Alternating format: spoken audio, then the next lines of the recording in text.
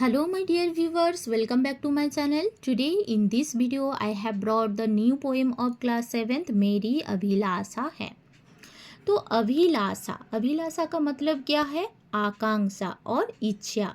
तो मेरी इच्छा या मेरी आकांक्षा है मीन्स माई डिज़ायर और माई एस्पिरेशन।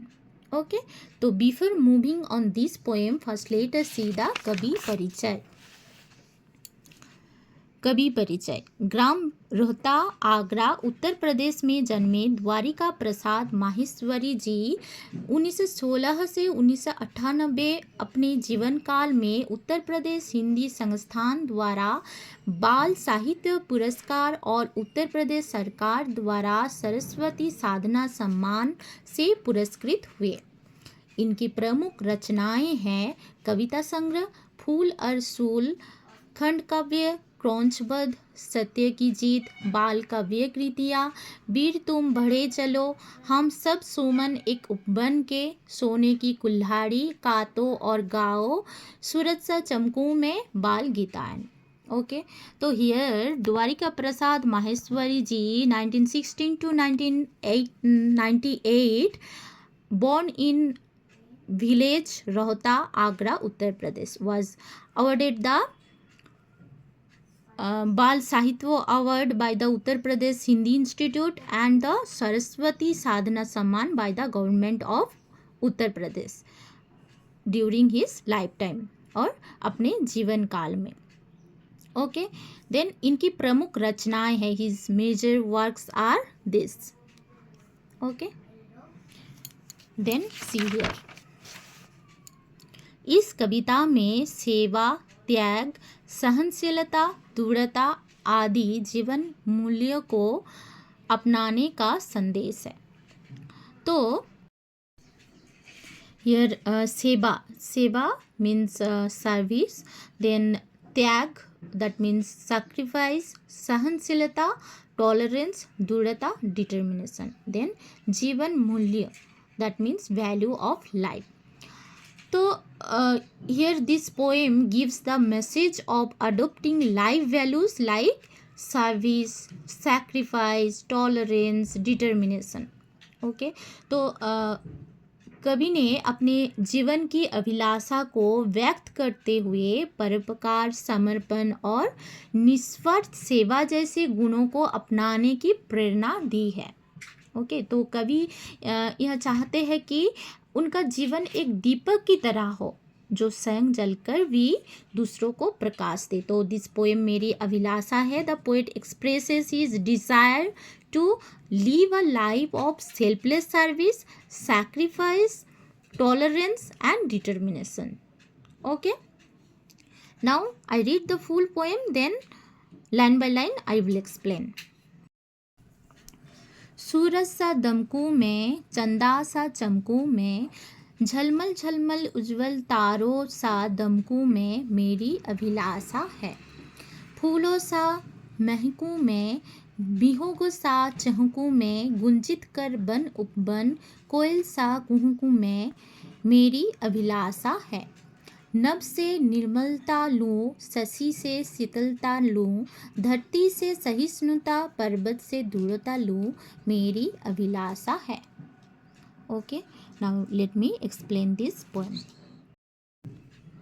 तो in this first stanza hard words सूरज दैट मीन्स सन, दमकू मीन्स शाइन ब्राइटली, देन चंदा दैट मीन्स मून, चमकू ग्लो और शाइन, झलमल झलमल that means twinkling or sparkling, उज्जवल that means bright, okay, तारो means stars।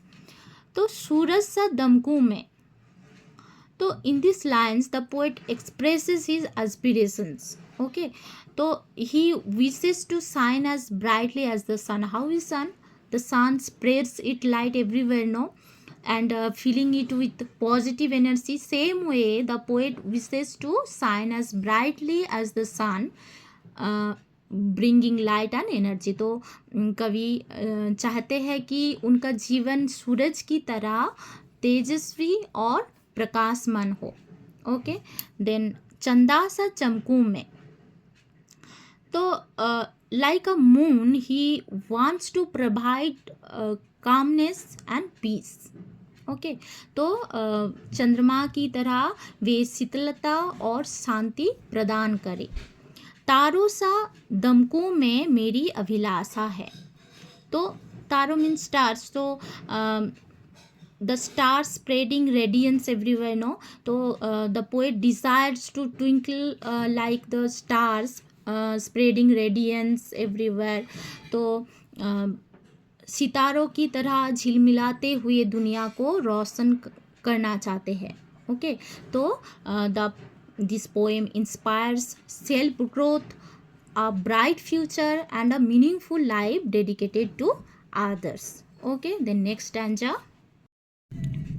So in the second stanza, hard words are fulo, that means flowers, mehku means fragrance, mihogo means birds, chehku means chav or sing like birds, gunjit means echoing, ban upuban, that means forest and gardens, koel kukko, kuhko means sing sweetly. तो फूलों सा महकूं मैं, that means here the poet desires to fill his life with fragrance. Okay, he wishes to spread a pleasant aroma like flowers. तो कवि अपने जीवन को सुगंध से भरने की कामना करते हैं।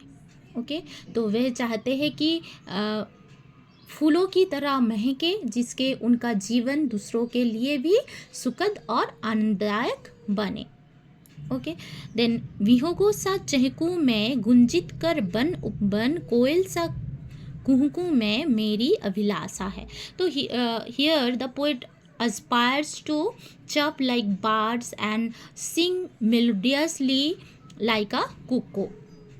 ओके तो कभी पक्षियों की तरह चहचहाने और कोयल की तरह मीठे सुर में गाने की इच्छा रखते हैं, जिसे उनके शब्द और कर्म जीवन में मधुरता और आनंद भर दे, bringing joy and harmony through his words and actions. Okay, the next stanza. In this last stanza, hard words are Nav means sky, Nirmalta means purity, Sasi moon, Sitalta means coolness, Dharti earth, Sahisnuta tolerance or patience, Parbat mountain, Durata determination. So Nav से निर्मलता लो। तो in this stanza the poet expresses a desire to special qualities from different elements of nature. Okay तो नव और आकाश से कभी निर्मलता और पवित्रता प्राप्त करना चाहते हैं, और he the poet wishes to take purity from the sky so that his hearts remain pure and untainted. Okay then शशि से शीतलता लो. Shashi means moon. So the poet wants to take coolness from the moon, which signifying peace and calmness, so that he can spread to others, ताकि वह भी दूसरों को शीतलता और शांति प्रदान कर सके. धरती से सहिष्णुता. सहिष्णुता मीन्स धैर्य और सहनशीलता. तो धरती से सहिष्णुता चाहता है ताकि वह हर परिस्थिति में धैर्य बनाए रख सके. ओके तो the poet seeks tolerance from the earth so he can remain patience in all situations. Then पर्वत से दृढ़ता लो. दृढ़ता मीन्स मजबूती और अडिगता. तो पर्वत से दृढ़ता लेना चाहता है ताकि वह जीवन में आने वाली कठिनाइयों का डट कर सामना कर सके.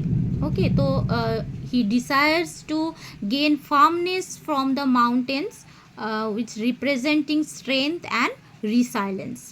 Okay so thus this line inspires self growth and adoption of positive virtues.